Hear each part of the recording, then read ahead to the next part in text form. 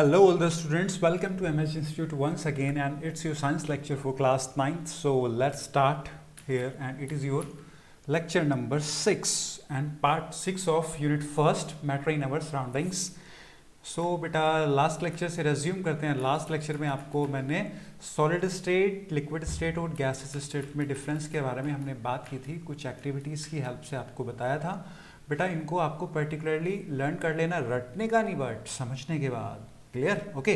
तो सिंपल कुछ बहुत ही इजी है. ठीक है बेटा. सॉलिड की फिक्स शेप होगी, फिक्स वॉल्यूम होगा, रटने का नहीं. आप कोई भी सॉलिड देखो उसकी फिक्स शेप होगी. ऐसा नहीं कि आपका फैन आज सर्कुलर शेप में कल रेक्टेंगुलर में हो जाएगा. तो शेप तो फिक्स रहेगी. जितना वो स्पेस ऑक्यूपाई करता है उतना स्पेस ऑक्यूपाई करेगा. तो फिक्स शेप और फिक्स वॉल्यूम.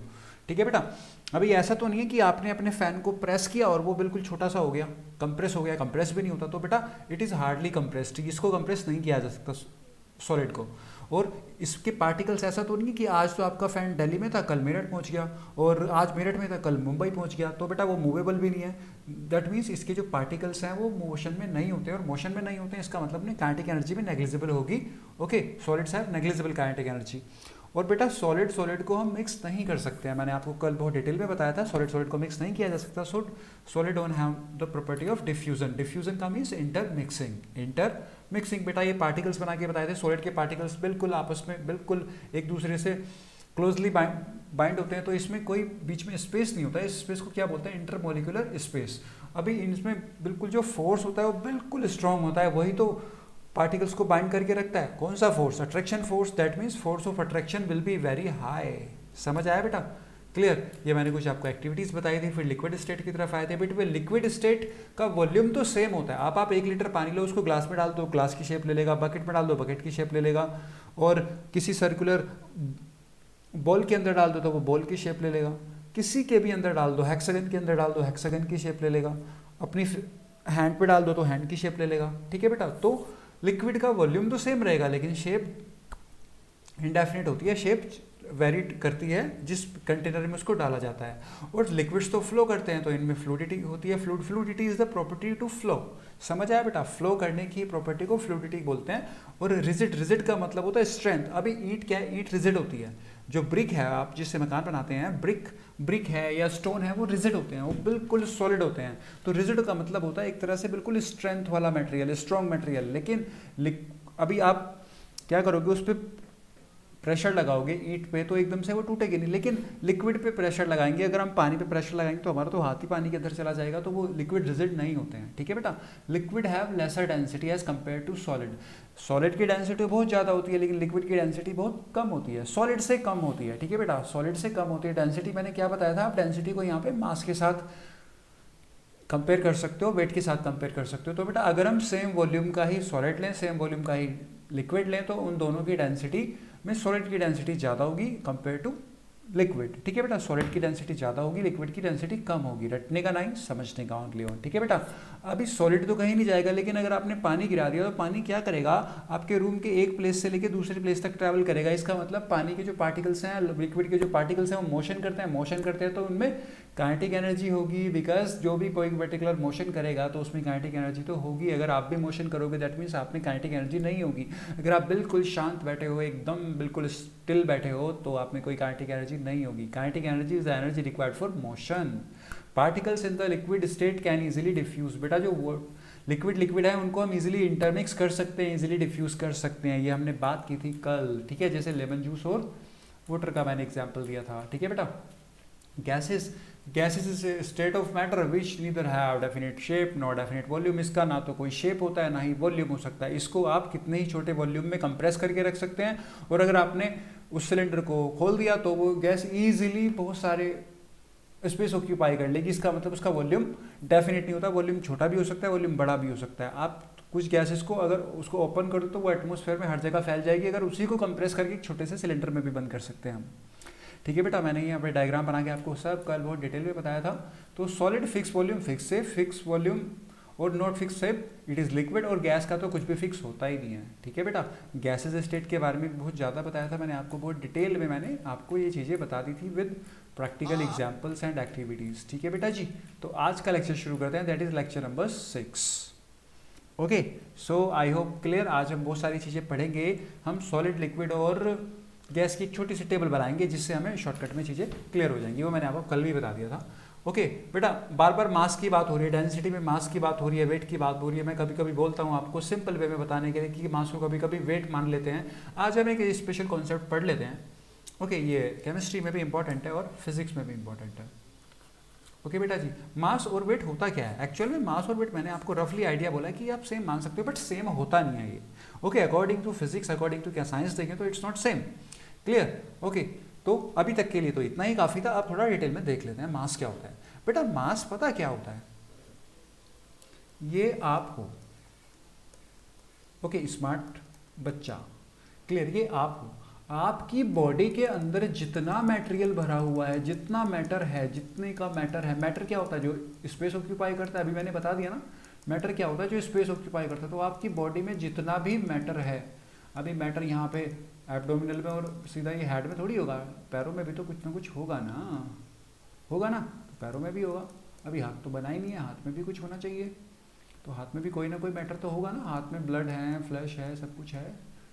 चलो एक हाथ भी इस साइड बना देते हैं, बढ़िया सा प्यारा सा। तो अभी क्या है, इसमें इन सब हमारी पूरी बॉडी में मैटर है। तो बेटा इसी ये जो अमाउंट ऑफ मैटर है, जितना भी मैटर है, टोटल अमाउंट ऑफ मैटर, इस अमाउंट ऑफ मैटर को ही मास कहते हैं। क्या कहते हैं बेटा? मास। समझ आया? सिंपल, हमारी बॉडी में जितना भी मैटर है उसको मास बोलते हैं। किसी भी पर्टिकुलर कोई भी थिंग ले लो, फैन ले लो, रूफ ले लो, हाउस ले लो, डोर ले लो, कंप्यूटर ले लो, मोबाइल ले लो, कुछ भी ले लो, ठीक है, अपने आप को ले लो, ओके, अपने फ्रेंड को ले लो, किसी को भी यू कैन टेक। क्लियर? सो उसमें जितना भी मैटर होगा किसी भी पर्टिकुलर ऑब्जेक्ट में, उसको उसका मास कहा जाएगा। ठीक है बेटा? क्लियर? उसको उसका मास कहा जाएगा। So mass is a how much matter an object contains. एक ऑब्जेक्ट में जितना भी मैटर होगा, वो ऑब्जेक्ट लिविंग भी हो सकता है, नॉन लिविंग भी हो सकता है, कुछ भी हो सकता है, उसको उसका मैटर कहा जाएगा। सो matter, mass is nothing, mass is the amount of matter, mass is the amount of matter. समझ आया बेटा? मास is a constant for a body, mass is a constant for body and does not change with location. बेटा मास जो होता है हमारे, जो किसी भी बॉडी में जो मैटर होता है, वो उसकी जो अमाउंट होती है बिल्कुल सेम होती है। उसको कहीं पे भी ले जाओ, चाहे दिल्ली ले जाओ, मेरठ ले जाओ, अर्थ पे ले जाओ, जुपिटर पे ले जाओ, वीनस पे, मरकरी पे, कहीं पे भी ले जाओ, उसका जो मैटर है, पूरी ऑब्जेक्ट का जो मैटर जितना भी है उसमें टोटल हो, ठीक है, उसका जो मैटर है वो हमेशा सेम रहेगा, कांस्टेंट रहेगा, कभी नहीं चेंज होगा। तो जब मैटर चेंज नहीं होगा तो मास भी चेंज नहीं होगा, क्योंकि मास क्या है? Mass is the amount of matter. तो बेटा मास तो ऑलवेज सेम रहता है, मास ऑलवेज सेम रहता है, सेम टू सेम, मास कभी नहीं चेंज होता है। ठीक है बेटा? क्लियर? तो हमने अभी तक क्या बात की? मैटर क्या है, सॉरी मास क्या है? Mass is the amount of matter. और मास, किसी भी बॉडी का मास बिल्कुल कांस्टेंट रहता है, वो लोकेशन के अकॉर्डिंग या कहीं पे भी चेंज करेंगे वो चेंज नहीं होगा। और मास की यूनिट क्या है? Kilogram, KG. बचपन में आप 6, 7, 8 से पढ़ते आ रहे हो, इतने छोटे बच्चे भी नहीं हो कि आपको पता भी ना हो कि मास क्या होता है। वो तो मैंने रिवाइज करा दिया आपको। अगर किसी को नहीं पता तो उसको पता चल जाएगा, जिसको पता है वेरी गुड। ओके, मास की यूनिट क्या होती है? किलोग्राम। तो बेटा मास क्लियर हुआ?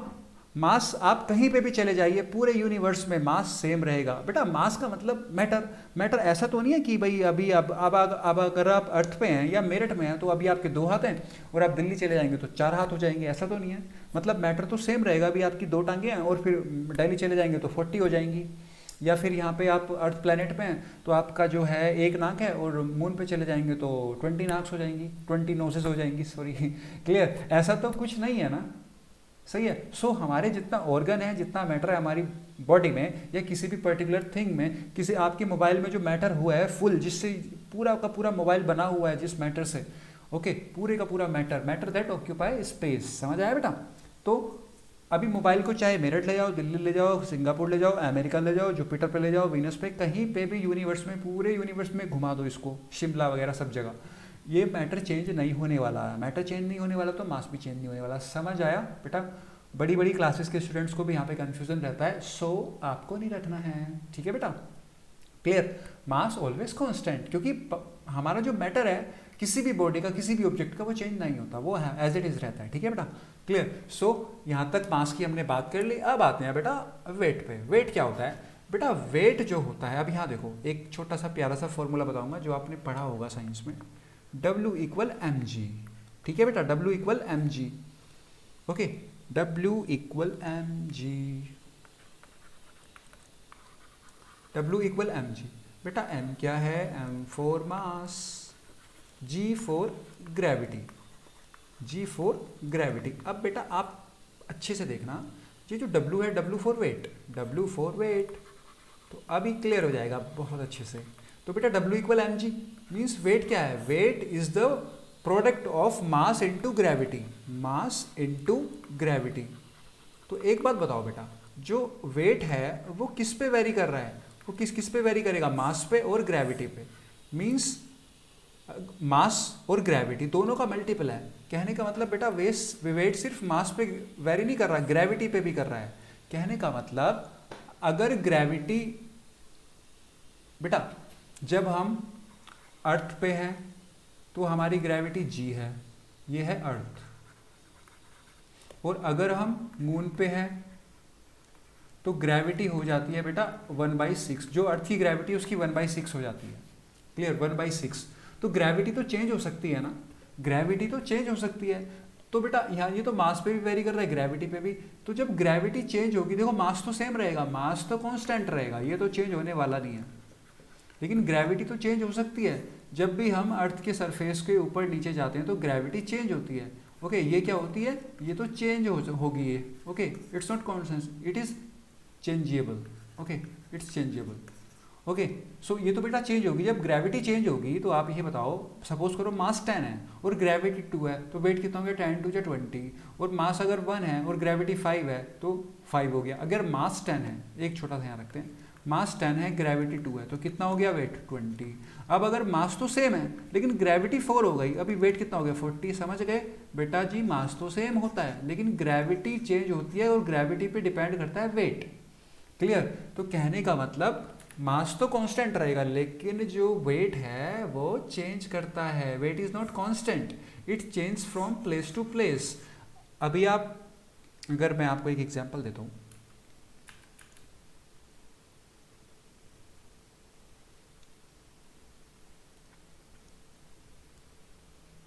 अगर आप अर्थ पे जाओगे,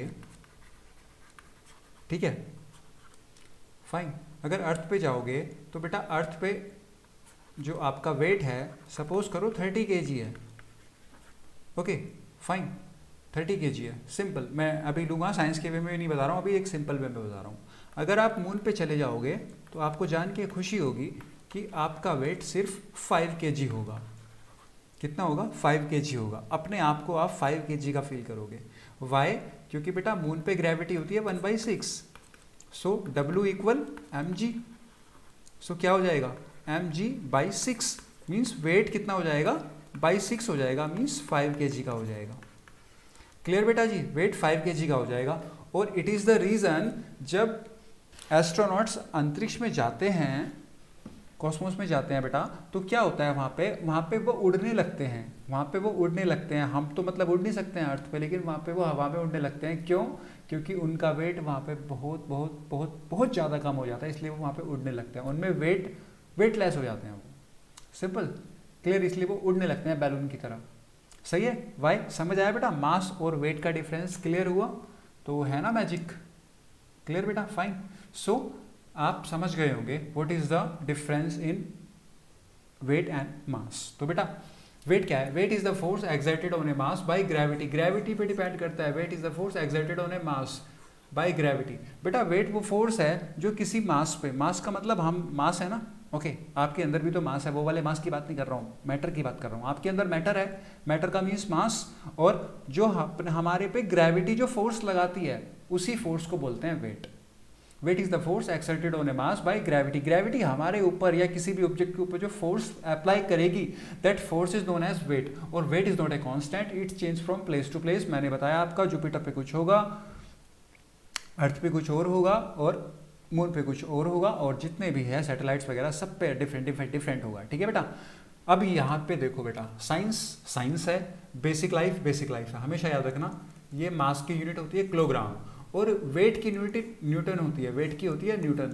तो बेटा जी हम तो वेट अपना केजी में मानते हैं, लेकिन बेटा वो बेसिक लाइफ की यूनिट है। लेकिन जो नॉर्मली साइंस में जो आप वेट की यूनिट लोगे वो न्यूटन लोगे। क्या लोगे बेटा? न्यूटन। ओके, तो वेट की यूनिट क्या होगी? न्यूटन। आई होप क्लियर है। मास और वेट में आज के बाद कोई भी कंफ्यूजन नहीं होना चाहिए। समझ आया? मास चेंज नहीं होता कभी भी, never change, but weight change from place to place. Okay, ऐसा नहीं कि दिल्ली में 60 हो जाएगा और मेरठ में 65 हो जाएगा, ऐसा कुछ नहीं है, नथिंग। ओके, लेकिन जब भी प्लैनेट चेंज होगा या फिर एक डिस्टेंस पे जाएंगे हम, एक बहुत ही ज़्यादा हाईएस्ट डिस्टेंस पे जाएंगे, तब उसमें डिफरेंस आएगा। जैसे हम अंतरिक्ष में जाते हैं, ठीक है बेटा। अब यहाँ पे देखो, मास तो ऑलवेज सेम होगा, मास ऑलवेज सेम होगा, क्लियर। मास तो ये है, मास सपोज करो 50 kg है, मास कितना है बेटा 50 kg है, मास 50 kg है। अभी यहाँ पे देखो 50 kg है, तो अगर इस वाले, ये अर्थ है हमारी, अगर इस पे हम देखेंगे तो इस पे हमारा जो वेट होगा वो 50 kg होगा। कितना है 50 kg है। लेकिन अगर हम दूसरे प्लैनेट पे जाएंगे, इस वाइट वाले प्लैनेट पे, इस पे वेट सिर्फ 8 kg शो कर रहा है, सही है। तो 50 kg वाला कहीं पे 50 kg है, कहीं पे 8 kg और कहीं 2 kg भी हो सकता है, कहीं 0 भी हो सकता है, कहीं 1 भी हो सकता है, कभी 0.5 भी हो सकता है, ठीक है। It will change from place to place because weight changes. Clear हुआ बेटा? आई होप मास और वेट में क्लियर हो गया होगा। कोई कंफ्यूजन है then you may ask. Come to next बेटा, we are discussing states of matter. There are 5 states of matter. कोई भी आपसे कभी भी पूछेगा क्या बोलोगे? There are 5 states of matter, namely solid, liquid, gas, plasma and Bose Einstein condensate. Okay बेटा जी, तो ये मैं आपको बता चुका हूँ, सॉलिड, लिक्विड, गैस। सॉलिड में जो पार्टिकल्स होते हैं वो बिल्कुल क्लोजली टाइट होते हैं, उनके बीच में जो इंटर पार्टिकल डिस्टेंस या इंटर मोलिकुलर डिस्टेंस होता है वो बहुत कम होता है। फिगर से देख रहे हो बिल्कुल क्लोजली टाइट है, जब तो ये मिलके एक शेप बनाते हैं और उनकी शेप कभी भी डिस्ट्रॉय नहीं होती है। Definite shape, definite volume. Liquid में जो मॉलिक्यूल्स होते हैं वो थोड़ा सा डिस्टेंस पे होते हैं, सॉलिड से ज़्यादा डिस्टेंस पे होते हैं, तो बेटा इनके बीच की डिस्टेंस थोड़ी सी बढ़ गई है। मतलब इनके बीच का जो फोर्स है जो इनको टाइटली बाइंड करके रखता है वो थोड़ा सा कम हो गया है। तो कहने का मतलब अगर डिस्टेंस बढ़ेगी तो फोर्स कम होगा, अगर डिस्टेंस यहाँ पे बढ़ेगी तो फोर्स कम होगा। Okay, inter molecular distance, intermolecular distance तो है बहुत कम। और बेटा जस्ट फोर्स ऑफ अट्रैक्शन क्या होगा फिर? फोर्स ऑफ अट्रैक्शन ज़्यादा, क्योंकि अट्रैक्शन बहुत ज़्यादा है इनमें, तभी तो मिले हुए हैं एक दूसरे से। फोर्स ऑफ अट्रैक्शन क्या है? बहुत ज़्यादा, सही है, जस्ट अपोजिट होगा, ठीक है बेटा। तो यहाँ पे और गैस का तो पता ही नहीं है, एक मेरठ में घूम रहा है, एक दिल्ली में, एक मुरादाबाद में, एक मुजफ्फरनगर में, कहीं भी घूम सकता है, एक अमेरिका में, एक अफ्रीका में, एक यूरोप में, ठीक है बेटा। उसकी तो मर्जी है, वो तो किसी की मानेगा नहीं। तो इसका नो डेफिनिट वॉल्यूम और नो डेफिनिट शेप। गैस का तो पक्का पता है, ठीक है बेटा जी, क्लियर। आई होप समझ आ गया होगा। ये पार्टिकल्स के बेस पे आगे बढ़ते हैं। आपको छोटी सी प्यारी सी लिस्ट देखते हैं जो मैंने आपको कल प्रैक्टिस करा चुका हूँ, उसी का रिवाइज करते हैं जल्दी जल्दी से। बेटा देखो, प्रॉपर्टीज देखते हैं सॉलिड, लिक्विड और गैसेस की। ओके बेटा, मास कभी चेंज होता है क्या? पहला पॉइंट। अभी मैंने आपको मास के बारे में बहुत अच्छी रामायण बताई, काफ़ी सारे एपिसोड्स दिखा दिए आपको थोड़ी सी देर में। तो बेटा मास कभी चेंज होता है क्या? मास तो कभी चेंज नहीं होगा लाइफ में, जो है वही रहेगा, मास कभी चेंज नहीं होगा। तो मास तो बेटा सॉलिड का भी डेफिनेट रहेगा, लिक्विड का भी और गैस का भी डेफिनेट रहेगा, सही है। शेप सॉलिड की डेफिनेट होती है, मोबाइल आपका मोबाइल ही रहेगा, ऐसा नहीं कि कल कंप्यूटर की शेप में आ जाएगा, डेफिनेट रहेगा। ओके, लेकिन लिक्विड की शेप चेंज होती है, क्योंकि इसको हम जिस भी कंटेनर में डालेंगे उसी की शेप ले लेगा। मिल्क है, आप बाउल में डालोगे बाउल की शेप ले लेगा, ग्लास में डालोगे ग्लास की शेप ले लेगा, बॉल के अंदर डालोगे बॉल को काट देना ऐसे बीच में से, बॉल की शेप ले लेगा, बकेट में डालोगे बकेट की शेप ले लेगा, अपने पैन में डाल दो मिल्क को तो आपके पैन की शेप ले लेगा, सही है ना। इसका मतलब शेप चेंज होती है। और गैस की भी शेप बिल्कुल चेंज होती है, गैस का तो पता ही नहीं होता, आप उसमें किसी को में भी गैस डाल सकते हो, बैलून में डाल सकते हो तो बैलून की शेप ले लेगा, ग्लास में बंद कर दो गैस को, ग्लास की शेप ले लेगा, सिंपल। इसकी भी शेप चेंजेबल है, बस सॉलिड के डेफिनेट है, बाकी इनडेफिनेट है। वॉल्यूम बेटा जो सॉलिड का जो वॉल्यूम है वो डेफिनेट रहता है, बिल्कुल सेम। वॉल्यूम का मीन्स ऑक्यूपाई स्पेस, जो मोबाइल है, पेन है, नोटबुक है, बुक है, कंप्यूटर है, कुछ भी है ओवरऑल आपके पास, तो उसका वॉल्यूम डेफिनेट होता है। ऐसा नहीं कि आज तो ये टेबल का छोटा सा एरिया ऑक्यूपाई कर रहा है और कल ये मोबाइल इतना बड़ा हो जाएगा कि रूम से भी बाहर निकल जाएगा, ऐसा कुछ नहीं है। तो वॉल्यूम डेफिनेट रहता है। ऐसे ही सेम लिक्विड, बेटा जो लिक्विड रखोगे आप 1 ml या 100 ml, वो 100 ml ही रहेगा। जितना स्पेस ऑक्यूपाई कर रहा है वो उतना ही स्पेस ऑक्यूपाई करेगा जब तक कि आप उसको गर्म नहीं करोगे। गर्म करोगे तो वो वेपर में उड़ जाएगा। ओके, अगर कूल करेंगे तो भी उड़ जाएगा। लेकिन हम यहाँ पे हॉट और कूलिंग की बात नहीं कर रहे हैं, हम नॉर्मल कंडीशंस की बात कर रहे हैं। टच नहीं करना, बस ऐसे ही रखे रहना है, डेफिनेट रहेगा। लेकिन गैसेस का वॉल्यूम तो इंडेफिनिट होता है, गैसेस का वॉल्यूम इंडेफिनिट होता है। ठीक है बेटा, क्लियर हो गए ना ये पॉइंट्स तीनों? गैसेस का वॉल्यूम इंडेफिनिट होता है। अभी गैस को आप इतने से कंटेनर में डाल सकते हो, ये इतने से कंटेनर में डाल सकते हो, ये भी गैस आ जाएगी। अगर ये लीक कर गई तो ये इतने सारे पार्ट्स में इतनी सारी स्पेस ऑक्यूपाई करेगी, तो मतलब कहाँ पे ये वॉल्यूम डेफिनेट हुआ? वॉल्यूम तो चेंज हो रहा है, मतलब इंडेफिनिट है। ओके, कंप्रेसिबिलिटी बेटा जरा ऐसा तो नहीं है कि मोबाइल को एक मारोगे और पार्टिकल्स में बिखर जाएगा, नहीं नहीं नहीं नहीं नहीं, ज़्यादा कंप्रेस नहीं हो सकता। अपनी टेबल को कंप्रेस करके देखो कितनी कंप्रेस हुई, 1 मीटर के लिए कंप्रेस हुई क्या, या 1 सेंटीमीटर भी हुई? नहीं हुई। तो सॉलिड को कंप्रेस नहीं कर सकते हैं, लेकिन लिक्विड को कंप्रेस कर सकते हैं, बट ज़्यादा कंप्रेस नहीं कर सकते, बहुत ही स्लाइट कंप्रेस, तो ये भी ऑलमोस्ट नेग्लिजिबल है इसकी कंप्रेसिबिलिटी। लेकिन गैसेस को तो हाईली कंप्रेस कर सकते हैं। अब बहुत सारी गैस ले लो, बहुत सारी गैसेस को एक छोटे से एलपीजी सिलेंडर में डाल दोगे, बहुत सारी गैस ले लो, उसको एक छोटे से बैलून में पैक कर दोगे, तो ये तो कंप्रेस किया जा सकता है इसको। जैसे ठीक है बेटा, मैंने कल एक सीरीज वाला एग्जाम्पल दिया था, सॉलिड लिया था, जब चॉक पाउडर लिया था तो वो कंप्रेस ही नहीं हो रही थी, जब लिक्विड लिया तो थोड़ी सी स्लाइट कंप्रेस हुई, लेकिन अगर गैस लेंगे उसमें एयर लेंगे तो एयर में तो फुली कंप्रेस हो जाएगी। ठीक है बेटा, फ्लूडिटी, फ्लूडिटी का मतलब फ्लो, सॉलिड फ्लो करता है। ऐसा तो नहीं कि आपका मोबाइल आज यहाँ पे और कल फ्लो करते करते करते करते करते आपके रूम के बाहर निकल गया, फ्लो तो नहीं होता। ठीक है बेटा, लेकिन लिक्विड में तो फ्लो होता है और गैस भी फ्लो होती है। गैस फ्लो कैसे होती है? अभी एलपीजी का सिलेंडर रेगुलेटर ऑन कर दो तो पूरे रूम में फ्लो हो जाएगी, वो पूरे घर में फ्लो हो जाएगी, बाहर वाले नेबर वाले भी आ जाएंगे, बेटा कहीं गैस लीक हो रही है, रेगुलेटर बंद किया जाए, तो गैस भी फ्लो होती है। ठीक है बेटा, रिजिड, रिजिड का मतलब होता है स्ट्रॉन्ग। जैसे ये आपने ये वाला देख रहे हो बेटा, ये रिजिड है ना, ये एक वुडन बॉक्स मान लो आप, वुडन, ओके, वुडन का पार्ट है, तो क्या है बेटा, ये रिजिड है, स्ट्रॉन्ग है। आप इस पे ऐसे हिट करोगे तो रिजिड है, ऐसा नहीं कि टूट जाएगा। तो रिजिड, रिजिड का मतलब स्ट्रॉन्ग, स्ट्रेंथ है जिसमें।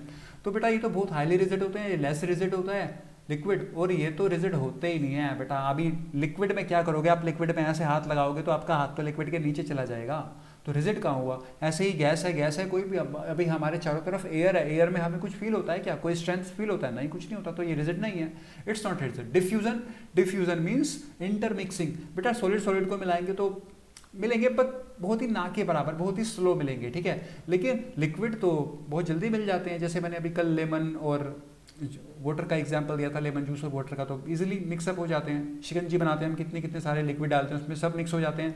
That is diffusion is very okay, diffusion is fast in liquid. ठीक है बेटा, मतलब अच्छे से डिफ्यूज हो जाता है। डिफ्यूजन इज इंटरमिक्सिंग, सही है। और लेकिन गैसेस, गैसेस तो बहुत जल्दी डिफ्यूज हो जाती है हमारे एटमोस्फेयर में। कौन सी गैसेस है? Oxygen, CO2, argon, helium, nitrogen, okay, कितनी सारी है, तो सब ये आपस में मिक्सअप है। दैट मीन्स उनका तो डिफ्यूजन जो इंटरमिक्सिंग होती है बहुत फास्ट होती है। Next, space between particles. बेटा जी अभी झूठ तो नहीं बोल रहे हैं ना, अभी बताया ना, स्पेस बिटवीन पार्टिकल्स दिख रहा है ना। सॉलिड में बहुत कम होगा, लिक्विड में थोड़ा सा ज़्यादा होगा, और गैस में तो बहुत ज़्यादा होगा, एक कहीं पे और एक कहीं पे। ठीक है बेटा, तो यहाँ पे दिख रहा है। ठीक है बेटा, क्लियर, ये तो बिल्कुल क्लोजली सेट है, लेकिन इनके पार्टिकल्स में थोड़ा सा डिफरेंस होगा, थोड़ा सा गैप होगा।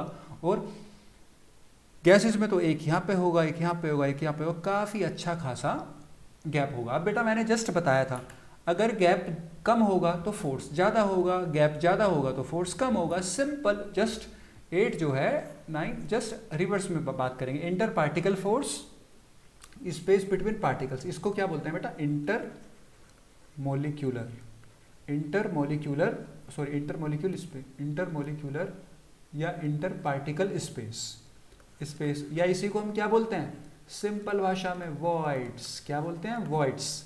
Inter particle force just opposite. बेटा देखो बहुत कम है ना, तो अगर स्पेस बहुत कम है तो फोर्स बहुत ज़्यादा होगा, स्ट्रॉन्गेस्ट होगा। अगर स्पेस थोड़ा सा ज़्यादा है तो थोड़ा सा कम होगा, और इसमें तो नेग्लिजिबल होता है। अगर नेग्लिजिबल होता तो फिर फोर्स तो उनको टाइट करके रखता है, लेकिन गैसेस के तो पार्टिकल्स बहुत ज़्यादा दूर दूर रहते हैं। ठीक है, अच्छी खासी डिस्टेंस होती है बीच में। सही है बेटा जी, तो आई होप इतने पॉइंट्स क्लियर हो गए हैं।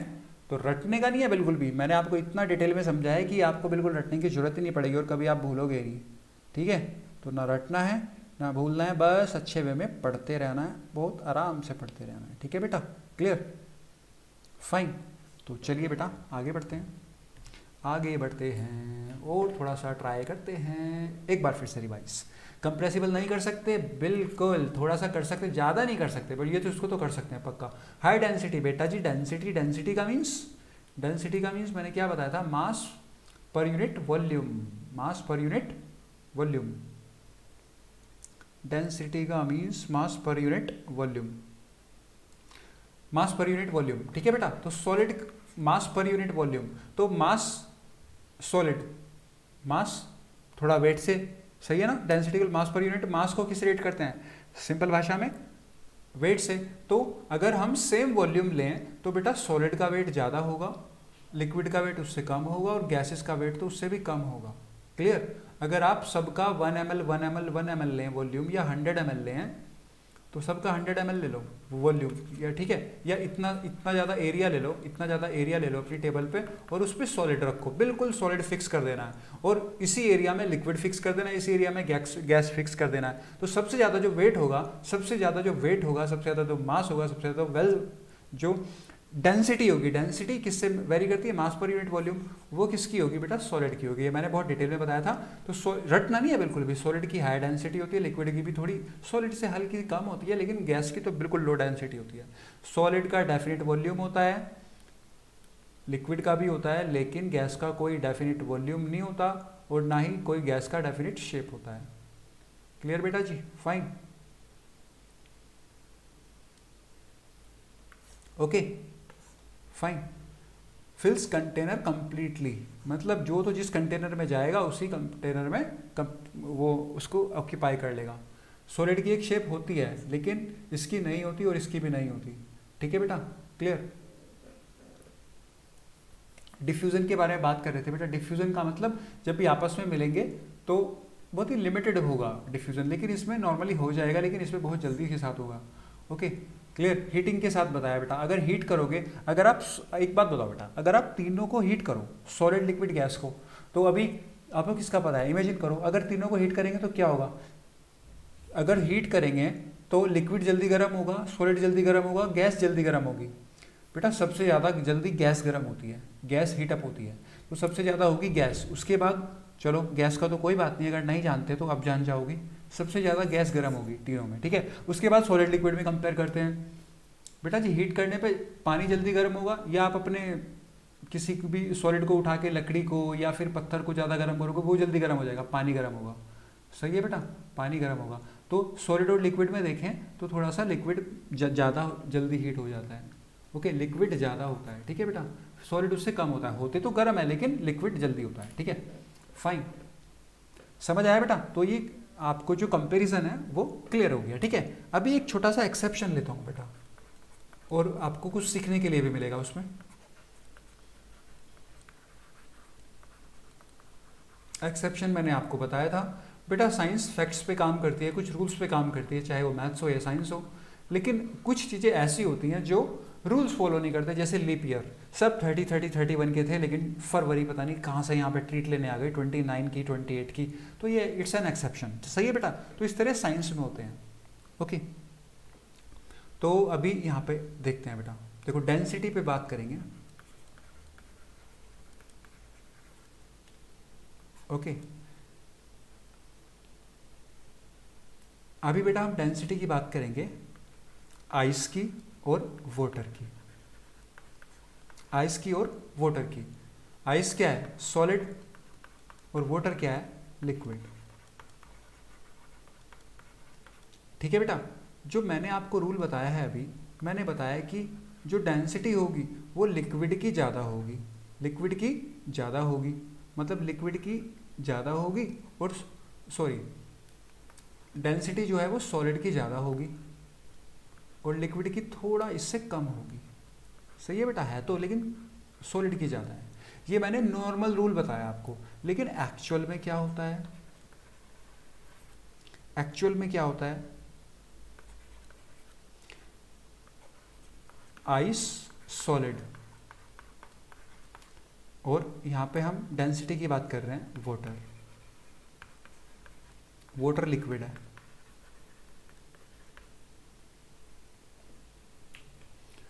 तो बेटा रूल के अकॉर्डिंग सॉलिड की डेंसिटी हाई होती है, लिक्विड की थोड़ी लो होती है, ठीक है। लेकिन एक्चुअल में पता है क्या होता है, एक्चुअल में बेटा जस्ट अपोजिट होता है।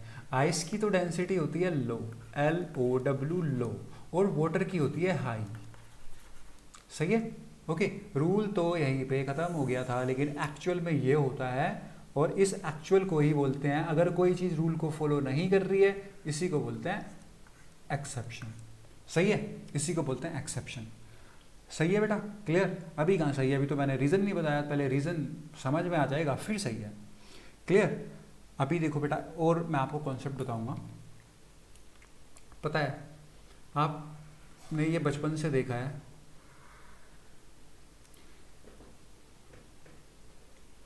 बेटा जिसकी डेंसिटी कम होगी, ये एक रूल है, आप फिजिक्स में पढ़ोगे, पढ़ा भी होगा आपने छोटा सा, और आप अभी भी पढ़ोगे फिजिक्स में, low density object floats over, या फ्लोट्स ओवर या इन लिख सकते हो, कोई दिक्कत नहीं है, इन high density object. High density, अभी फ्लोट तो करेगा लिक्विड पे ही तो करेगा, हाई डेंसिटी लिक्विड या हाई डेंसिटी ऑब्जेक्ट भी लिख सकते हो, पर रटना नहीं है कुछ भी, बस अभी समझ आ जाएगा। बेटा देखो, ये है मिस्टर वाटर, ओके, यहाँ पे मैंने वाटर बना दिया, ओके, ये सब क्या है बेटा, वाटर है, वाटर। अभी ये वाटर है,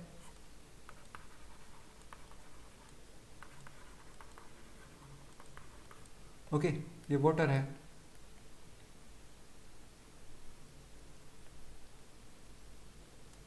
और इसमें आपने जब कभी भी आइस गिराते हैं वाटर में, तो वो ऐसे ही फ्लोट करती है ना वाटर के ऊपर, आइस का क्यूब ऐसे ही फ्लोट करता है, ओके।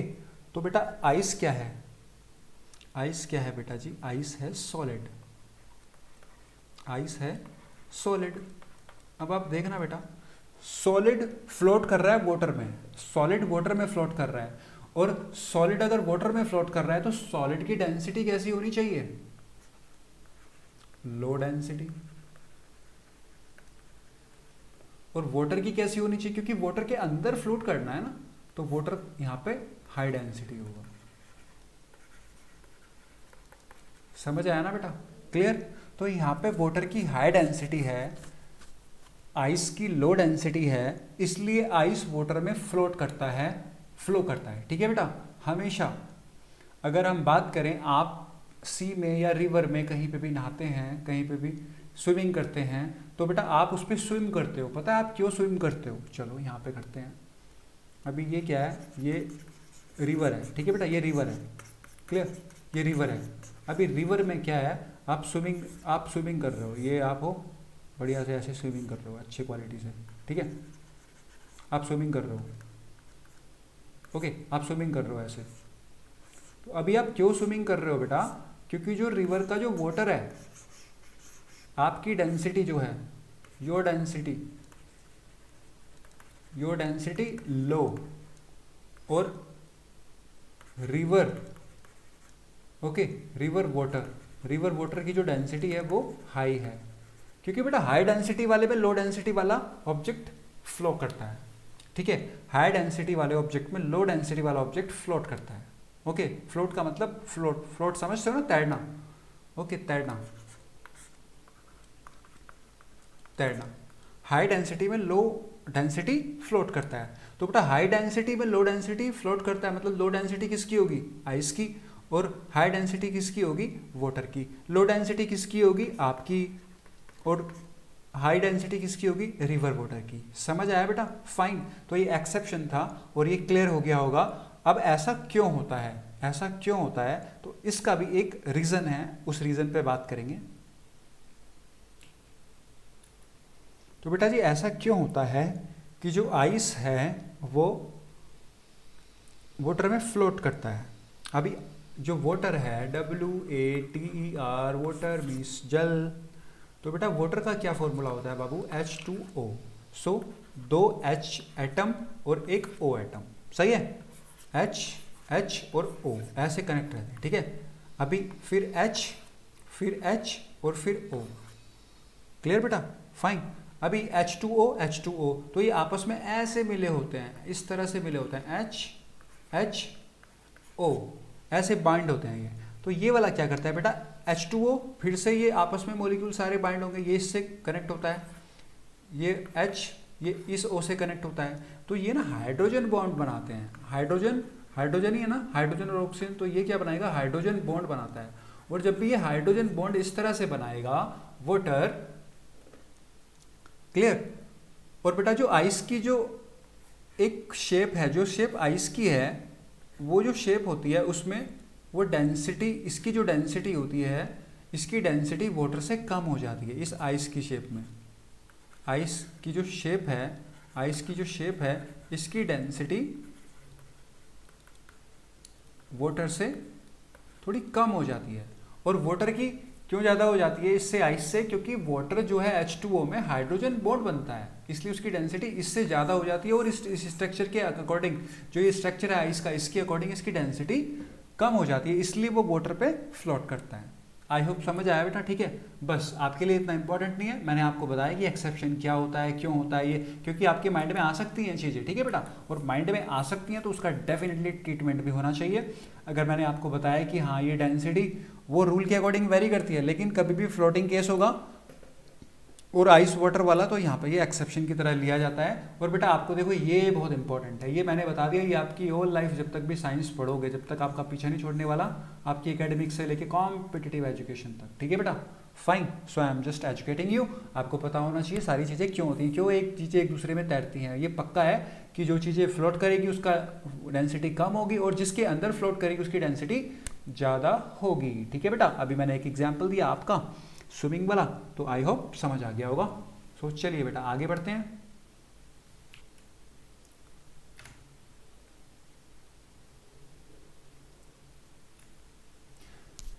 बेटा जी स्टेट्स ऑफ मैटर पढ़ रहे हैं। सो हमने अभी 3 स्टेट्स कवर किए हैं, सॉलिड, लिक्विड, गैस। ओके, तो हमें 9th के सिलेबस में 3 स्टेट्स ही पता होनी चाहिए। बट अगर कोई पूछता है how many states, there are 5 states of matter. Okay, नाम पता है आपको, solid, liquid, gas, plasma, Bose, Einstein, condensate. अभी प्लाज्मा क्या है, थोड़ा सा इसके बारे में जान लेते हैं, ज़्यादा जानने की जरूरत नहीं है, थोड़ा सा जानेंगे बस। ओके बेटा, प्लाज्मा क्या है? Plasma occurs at extremely high temperature. Okay, extremely high temperature. अभी एक्सट्रीमली हाई टेम्परेचर होता कहाँ पे है? सबसे कम टेम्परेचर है वो सन का है, पता है ना आपको, बिल्कुल ठंडा ठंडा, कूल कूल, ठीक है। ऐसा ही है क्या? नहीं, सबसे ज़्यादा टेम्परेचर है इसका, ठीक है बेटा। ओके, बहुत ज़्यादा गर्म होता है, अभी तक नहीं तो यहाँ पे पिकनिक बना के आ जाते सब लोग। तो सन का काफ़ी हाई टेम्परेचर होता है। और प्लाज्मा कहाँ पे? प्लाज्मा मैटर की वो स्टेट्स है जो एक्सट्रीमली हाई टेम्परेचर पे मिलती है। और एक्सट्रीमली हाई टेम्परेचर कहाँ पे होगा? सन पे होगा। हमारा जो यूनिवर्स है, तो बेटा बहुत सारी चीज़ें हैं जिनका बहुत ज़्यादा टेम्परेचर है। कुछ स्टार्स में हो सकता है, कुछ, ठीक है, सन पे हो सकता है, कुछ ऐसे प्लैनेट्स हैं जहाँ पे टेम्परेचर बहुत ज़्यादा है, ठीक है बेटा। वीनस पे भी टेम्परेचर बहुत ज़्यादा है। तो वहाँ पे प्लाज्मा जो मैटर का एक स्टेट्स है, 4th स्टेट प्लाज्मा, वो देखने के लिए मिलता है हाई टेम्परेचर पे, ठीक है। क्लियर? ओके बेटा, जो गैसेस हैं, अगर हम उन गैसेस को, जो गैसेस हैं, अगर हम उनको बहुत ज़्यादा हाई टेम्परेचर पे, उनको हाई टेम्परेचर प्रोवाइड करेंगे तो उनका टेम्परेचर बहुत ज़्यादा हाई हो जाएगा और एक नया मैटर बनेगा, एक नए मैटर की स्टेट होगी, उसी को बोलेंगे प्लाज्मा। क्या बोलेंगे बेटा? प्लाज्मा। प्लाज्मा। और प्लाज्मा क्या होती है? प्लाज्मा आयनाइज्ड फॉर्म होती है। क्या होती है बेटा? Ionised form. Ionised form of gases. Ionised form of gases. अभी एक वर्ड आया है यहाँ पे, गैसेस तो समझ आइए, आयनाइज्ड क्या है बेटा? आयनाइज्ड का मतलब होता है आयंस। आयंस बने आपने, पॉजिटिव आयंस और नेगेटिव आयंस। मतलब यहाँ पे तो पॉजिटिव नेगेटिव आ गए, इन्वर्टर बैटरी वाले। इसका मतलब यहाँ पे तो कुछ इलेक्ट्रिसिटी का भी कुछ रोल होगा। तो बेटा क्या होता है, जब भी गैसेस को हम बहुत ज़्यादा हाई टेम्परेचर पे करते हैं तो वो आयनाइज्ड फॉर्म में ब्रेक हो जाती है और एक नया मैटर एक नए मैटर की स्टेट देखने को मिलती है जिसका नाम है प्लाज्मा। और वहाँ पे ना अपने आप ही चार्जेस, जो गैसेस हैं वो चार्ज हो जाती हैं, मतलब उनमें चार्ज आ जाता है, मीन्स पॉजिटिव नेगेटिव आ जाएगा, मतलब उनमें इलेक्ट्रिसिटी फ्लो होने लगती है। इलेक्ट्रिसिटी फ्लो होने लगती है, ठीक है बेटा। तो चार्ज एटम्स का प्रोडक्शन होता है वहाँ पे आयनाइज्ड फॉर्म में। जब गैसेस आयनाइज्ड फॉर्म में हम कन्वर्ट कर देते हैं टेम्परेचर इंक्रीज करते हुए, तो कुछ चार्ज पार्टिकल्स वहाँ पे देखने के लिए मिलते हैं, उसी को बोलते हैं आयनाइज्ड फॉर्म ऑफ गैसेस। मतलब यहाँ पे इलेक्ट्रिसिटी का भी कुछ ना कुछ रोल होगा। कैसे होगा देखते हैं। तो बेटा कहाँ कहाँ पे होता है ये प्लाज्मा? स्टार्स में देखने को मिलता है, लाइटनिंग में। लाइटनिंग का मतलब थंडरिंग, जब बारिश पड़ती है और बिजली गरजती है, वो वाली बिजली देखा है ना, जब भगवान जी ऊपर से बढ़िया अच्छी क्वालिटी का, अच्छे हाई एमपी का कैमरे से आपकी पिक लेते हैं, लाइटनिंग बार बार, और अच्छी खासी सी साउंड भी आती है उसके साथ, कैमरा साउंड है ना, तो उसको लाइटनिंग बोलते हैं। अभी मैं आपको पिक्चर भी दिखाने वाला हूँ। एंड नियॉन लाइट्स, बेटा कुछ लाइट्स होती हैं जो रात में लाइट जलती हैं, आपने साइन बोर्ड्स में लाइट देखा होगा, तो उसमें ना नियोन भरी होती है। क्या होती है? एक गैस होती है नियोन। ओके, नियोन गैस होती है। तो नियोन लाइट्स में भी प्लाज्मा का स्टेट देखने के लिए मिलता है, क्योंकि वो हाईली टेम्परेचर गैसेस होती हैं। तो नियोन लाइट्स, ठीक है, बस थोड़ा सा देखना है। ओके, तो अभी देखते हैं एग्जांपल्स ऑफ प्लाज्मा क्या होगा। अभी मैंने बताया ना, लाइटनिंग, जब बिजली गरजती है, लाइटनिंग बोलते हैं उसको। सोलर विंड, बेटा जो सोलर विंड क्या, जो सन पे, जो सन का टेम्परेचर बहुत ज़्यादा होता है, ये सन है, ये हमारी छोटी सी प्यारी सी अर्थ है। तो जो सोलर विंड होती हैं, मतलब सूर्य, जो सन है उस पर बहुत ज़्यादा हाई टेम्परेचर है, तो वहाँ पे ना मतलब हॉट विंड होती है, वहाँ से सन से हॉट विंड निकलती है, वो बहुत ज़्यादा गर्म होती हैं। तो सोलर विंड की जो स्टेट होती है वो प्लाज्मा की स्टेट होती है, ठीक है। फ्लोरोसेंट लाइट, बेटा फ्लोरोसेंट लाइट मतलब वही मैंने जो नियोन लाइट बताई है। नियोन एक गैस होती है जो लाइट्स में यूज होती है, और वो कैसी स्टेट होती है नियोन की? प्लाज्मा वाली स्टेट होती है। न्यूक्लियर फायरबॉल, कभी न्यूक्लियर रिएक्टर सुने होंगे आपने, जैसे न्यूक्लियर रिएक्टर जिनमें लाइट बनती है और उसमें यूरेनियम यूज होता है, ठीक है बेटा। 7th-8th में आपने पढ़ा होगा जरूर न्यूक्लियर रिएक्टर के बारे में थोड़ा सा फिजिक्स में, nuclear fission, nuclear diffusion. Okay, तो न्यूक्लियर, जब भी कभी न्यूक्लियर विस्फोट होता है, आपने सुना होगा भी जापान में भी लास्ट ईयर न्यूक्लियर रिएक्टर में एक बार बहुत ज़्यादा ब्लास्ट हो गया वहाँ पे। तो न्यूक्लियर ब्लास्ट के टाइम ये स्टेट देखने को मिलती है प्लाज्मा की, क्योंकि गैसेस का बहुत ज़्यादा हाई टेम्परेचर हो जाता है वहाँ पे, ये न्यूक्लियर फायरबॉल, ठीक है। ओके, फिर नेक्स्ट देखते हैं अरोरा। बेटा ये अरोरा क्या है? ये वाली जो अरोरा है ये यूनिवर्स में होती है। ये वाली जो इंसिडेंट है अरोरा, ये यूनिवर्स में होती है, और यूनिवर्स में होती है तो कुछ गैसेस का प्रोडक्शन होता है यहाँ पे, और बहुत ही हाई टेम्परेचर पे होता है, और गैसेस भी निकलती हैं, हाई टेम्परेचर भी होता है, और लाइटनिंग भी होती है, मतलब शाइनी शाइनी दिखता है ये, तो इसको अरोरा बोलते हैं। तो अरोरा, मैंने आपको अरोरा नहीं पढ़ा, मैं बस ये बता रहा हूँ कि अरोरा भी एक एग्जाम्पल है प्लाज्मा का, ठीक है बेटा। ये क्या होती है? एक यूनिवर्स में होने वाला एक इंसिडेंट है जिसमें एक बहुत ज़्यादा हाई टेम्परेचर पे गैसेस होती है, और उनमें बहुत ही ज़्यादा ब्राइट दिखती हैं वो, ठीक है, फाइन, ऐसा कुछ दिखता है, ब्राइटनेस। जैसे ये रहा एक अरोरा, ये लिया, lightning, plasma balls, okay, neon light, वही न्यूक्लियर फायरबॉल, वेल्डिंग। बेटा वेल्डिंग देखा है आपने? अगर वेल्डिंग करते हुए देखा है कभी किसी को? देखा है? अभी वेल्डिंग में कितनी बढ़िया लाइट निकलती है, हमारी आंखें देख भी नहीं पाती उसको। क्या आप उसको हाथ लगा सकते हो? वेल्डिंग को, जो वेल्डिंग करते हैं वो नहीं लगा सकते, हाथ जल के टाटा बाय बाय हो जाएगा। तो वेल्डिंग की जो आर्क होती है उसका टेम्परेचर बहुत ज़्यादा होता है, और वेल्डिंग जो होती है ना वो बेटा गैस सिलेंडर होते हैं उनके पास, तो मतलब हाई टेम्परेचर पे गैसेज हैं, तो हाई टेम्परेचर पे जब गैसेज होंगी उनको क्या कहा जाएगा? उनको कहा जाएगा प्लाज्मा। तो वेल्डिंग आर्क किसका एग्जाम्पल है? प्लाज्मा का एग्जाम्पल है। आई होप क्लियर, ठीक है बेटा। लाइटनिंग, नियोन लाइट, नेबुला, बेटा नेबुला भी ये एक यूनिवर्स का इंसिडेंट है जहाँ पे बहुत ज़्यादा हाई टेम्परेचर पे गैसेज, देखो ये जो ये अरोरा मैंने बताया था कि ये गैसेज होती हैं और बहुत ही ज़्यादा ब्राइट दिखती हैं, तो ये अरोरा का ये एक सीन है बहुत प्यारा सा। सन पे क्या होता है बेटा? सन तो बहुत ज़्यादा गर्म होता है, और सन पे क्या है? गैसेज ही तो हैं, हाइड्रोजन है, हीलियम है, तो वहाँ पे गैसेज हैं, तो दैट मीन्स वहाँ पे भी ये प्लाज्मा स्टेट देखने को मिलती है, नियॉन लाइट्स में भी देखने को मिलती है, ठीक है बेटा। आई होप प्लाज्मा क्लियर है। तो देख लेते हैं प्रॉपर्टीज क्या है प्लाज्मा की बेटा, प्लाज्मा की quality. Plasma is distinct from a gas, बेटा गैस से कुछ अलग है, क्योंकि ये कुछ अलग ही property, it possesses unique properties, कुछ डिफरेंट प्रॉपर्टीज होती हैं इसके पास। Plasma has neither definite volume nor a definite shape. बेटा गैस ही तो है ये एक, तो गैस का भी कोई डेफिनिट वॉल्यूम नहीं होता, डेफिनिट शेप नहीं होती है, तो ये प्लाज्मा भी एक गैस है। लेकिन यहाँ पे क्या होता है, ये जब इतना टेम्परेचर बहुत ज़्यादा बढ़ाते हैं तो वो आयनाइज फॉर्म में कन्वर्ट हो जाता है। आयनाइज फॉर्म मतलब उसमें इलेक्ट्रिकल चार्जेस आ जाते हैं, इलेक्ट्रिकल आइटम्स, आयंस आ जाते हैं, और इसके जहाँ कहीं पॉजिटिव नेगेटिव होंगे वहाँ तो ऑटोमेटिक लाइट बनना शुरू कर देगी। तो वो क्या करता है, वहाँ पे प्लाज्मा में करंट फ्लो हो सकता है, प्लाज्मा में करंट फ्लो हो सकता है, that means electrically conducive. Conducive का मतलब इलेक्ट्रिकली कंड्यूसिव, इलेक्ट्रिकली कंड्यूसिव का मतलब है वहाँ पे इलेक्ट्रिकल करंट फ्लो हो सकता है। बेटा कंड्यूसिव का मतलब होता है जिसमें से फ्लो हो सकता है। जैसे आपके पास कॉपर की वायर है, तो कॉपर की जो वायर है अगर हम देखेंगे वो कंड्यूसिव है, इसलिए कंडक्टर भी बोलते हैं, कंडक्टर। ये इलेक्ट्रिकल कंडक्टर है copper wire, okay, copper wire electrical conductor है, तो ये क्या है, इलेक्ट्रिकल करंट का कंड्यूसिव है। कंड्यूसिव का मतलब जिसमें से फ्लो हो सकता है, करंट फ्लो हो सकता है, कंड्यूसिव। और अगर वुड है, would is not electrical conducive. समझ आया बेटा? So it was plasma state. Number 4th state. Next आते हैं बोस आइंस्टीन कंडेंसेट पे। बेटा बोस आइंस्टीन कंडेंसेट देखो जी, दो महान मूर्तियों के नाम हैं, डेफिनेटली बहुत इंटेलिजेंट है बेटा। पहले थे बोस, तो एक साइंटिस्ट थे सत्येंद्र नाथ बोस। अभी स्टोरी सुनाते हैं एक छोटी सी प्यारी सी, बोस आइंस्टीन कंडेंसेट, थोड़ा क्लियर हो जाएगा बेटा। 1920 ओके 1920 का टाइम था, सत्येंद्र नाथ बोस थे, वो रिसर्च कर रहे थे। रिसर्च करते करते उनको लगा, उन्होंने ऐसा फील किया कि हम तो सॉलिड लिक्विड गैस पढ़ते हैं और वही बच्चों को पढ़ाते हैं, लेकिन एक स्टेट और होती है मैटर की, एक स्टेट और होती है मैटर की। उन्होंने उसको नाम दिया कंडेंसेट। क्या नाम दिया बेटा? कंडेंसेट। अभी कंडेंसेट कहाँ से आया बेटा? आपने कंडेंसेशन पढ़ा होगा जब आप इवेपोरेशन साइकिल पढ़ते हो साइंस में, तो आपने कंडेंसेशन पढ़ा होगा। क्या होता है कंडेंसेशन बेटा? ये वाटर है, वाटर का इवेपोरेशन हो जाता है तो वो वेपर में कन्वर्ट हो जाता है। और जब वेपर को हम वाटर का इवेपोरेशन होगा टेम्परेचर में, मतलब टेम्परेचर होगा हाई, और वेपर को कर दोगे कूल, मतलब हाई टेम्परेचर, और वेपर को कर दोगे ठंडा, तो वेपर को ठंडा करने पर लिक्विड में ही चेंज हो जाता है वापस। इसी को बोलते हैं कंडेंसेशन।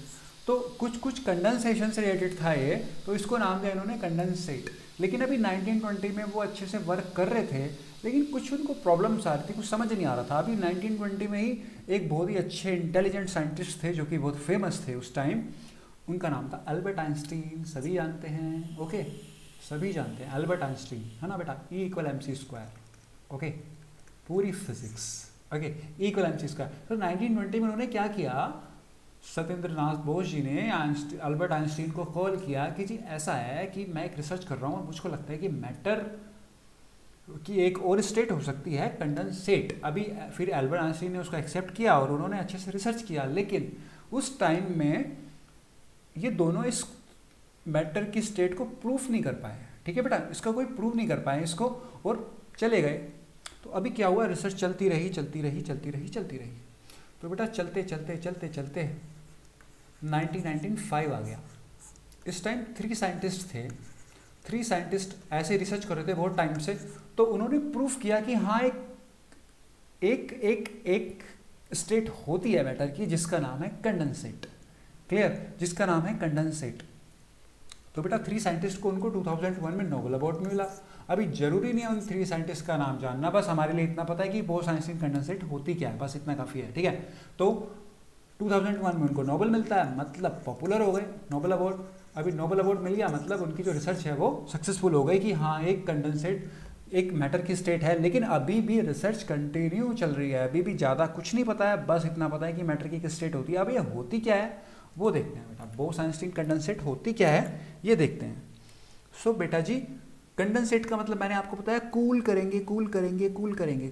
ठीक है, तो बेटा क्या होता है, मैटर के गैसेस पार्टिकल्स हैं, गैसेस पार्टिकल्स को हम अगर बहुत ही कम टेम्परेचर कर देंगे, ठीक है बेटा, very low temperature, okay, gases particle हैं, गैसेस हैं या गैसेस पार्टिकल्स हैं, इनको हम बहुत ही वेरी, बेटा देखो मैंने अभी आपको एक वेपर का एग्जांपल दिया था। वेपर का जो टेम्परेचर हम कम करते हैं तो क्या बन जाता है, लिक्विड बन जाता है वापस, ओके, और लिक्विड का भी कम कर देते हैं तो फिर सॉलिड बन जाता है, मतलब आइस बन जाता है, सॉलिड। सही है, फाइन। थोड़ा प्यारा प्यारा लिख देते हैं, आई थिंक नीचे चला गया होगा स्क्रॉल टेस्ट में। सो हमने क्या बात की थी, वेपर, वेपर का टेम्परेचर कूल करेंगे इसको तो क्या बनेगा बेटा, लिक्विड बनेगा। अभी लिक्विड को फिर से कूल करेंगे तो क्या बनेगा बेटा जी, सॉलिड बनेगा। तो ये तो हमें सॉलिड लिक्विड गैस, ये क्या है, वेपर क्या है बेटा, vapour is nothing, vapour is gas, vapour is gas. Clear, gas से करते हैं लिक्विड, लिक्विड से सॉलिड, लिक्विड मीन्स वाटर और सॉलिड मीन्स आइस, ये बनता है। ठीक है बेटा, क्लियर, ये तो पता है। अभी क्या होगा, अगर गैस पार्टिकल्स को, ये तो टेम्परेचर कूल करते जा रहे हैं, लेकिन बेटा अगर बहुत ज़्यादा टेम्परेचर कम कर देंगे, very low temperature, very low temperature, कितना टेम्परेचर, 0 केल्विन कर देंगे, कितना कर देंगे, 0 केल्विन, 0 केल्विन, या फिर 0 केल्विन होता है, 0 केल्विन पूरा ही लिख देता हूँ आपको याद रहेगा, 0 केल्विन, ओके, केल्विन को कैसे डिनोट करते हैं, 0 केल्विन, या फिर 0 केल्विन होता है -273 डिग्री सेंटीग्रेड, ओके। अभी हमारा जो नॉर्मल टेम्परेचर होता है वो है 37, 0 डिग्री पे बर्फ बन जाती है बेटा, 0 से भी -273 कम, सोचो कितना कम हो गया होगा, लाइफ ही नहीं होगी, सही है ना, लाइफ ही नहीं होगी। अंटार्कटिका पे भी 35-40 ऐसा ही रहता है, ठीक है बेटा। तो ये तो बहुत ज़्यादा कम हो गया। तो अगर इतने टेम्परेचर पे कोई चीज़ जाएगी तो तब होगा कंडेंसेट। सही है, कंडेंसेट। तब वो मैटर की वो स्टेट आएगी कंडेंसेट वाली, कंडेंसेट स्टेट आएगी।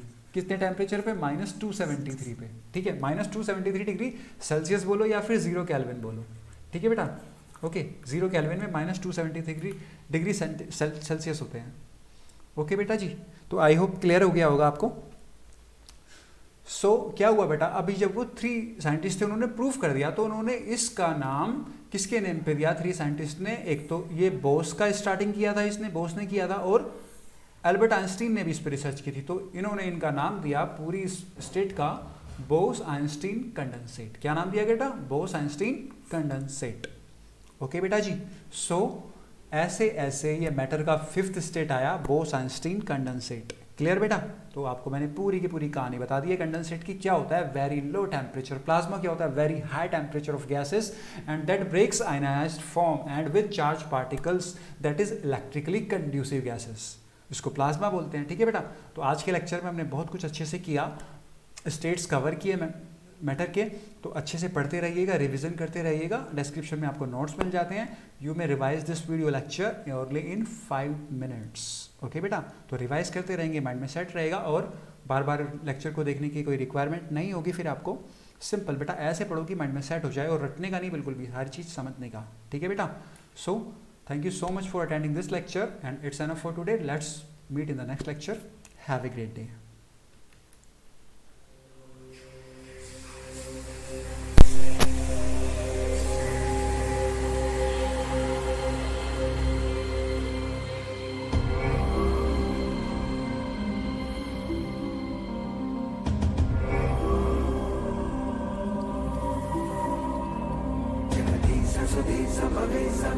परमेश बलात् परभूतपितः प्रणतं पतितं अथ बुद्धिबलं